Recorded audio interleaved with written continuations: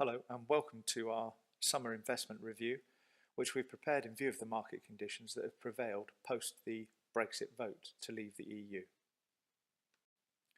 After a stutter in July, when it was expected that the Bank of England would cut interest rates to create growth, they did so in August and at the same time committed to more QE.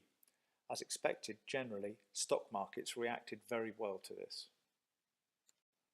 Of course, everybody was worried about what might happen to markets post-Brexit, and immediately they fell horribly on the day of the result.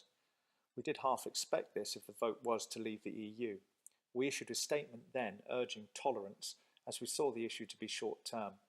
Since then, the FTSE 100 has gained more than 1,000 points, and the FTSE 250, which is possibly more representative of UK company fortunes, as the FTSE 100 is very international and so gained from the weakening of the pound, has in itself gained over 3,000 points.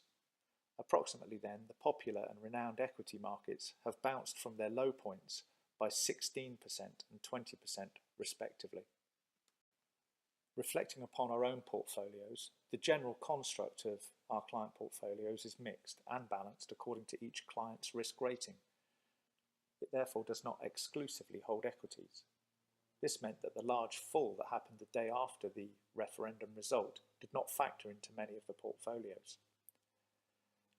Since the Brexit, for example, our medium risk portfolio has grown by around 8%, with a great deal of this growth coming from the equities. Property funds have been suffering during this time, but we have only had modest exposure here, and where appropriate we have in fact moved out of the property sector. Where such a move was not possible because action to suspend or reduce those fund values carried no forward warning, our advice is to hold fast, as these property funds are now being recommended by pundits as good value and a buy.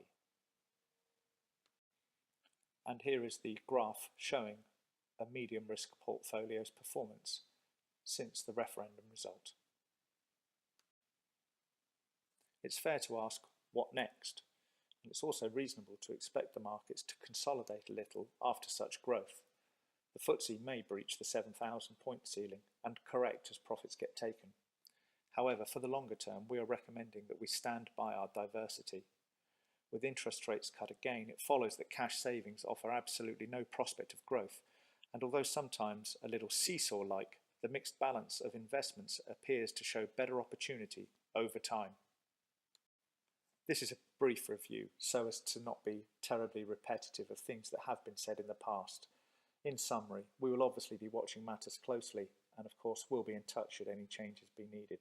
And do of course contact us if you have any concerns, or if you feel that your approach to risk has altered. Moving into the autumn, we are looking closely at methods for reducing investment costs with the same level of diversity, and will be contacting clients in due course about this. Here are our contact details, and as usual, please feel free to contact us via any of the mediums herein mentioned. Thank you for listening.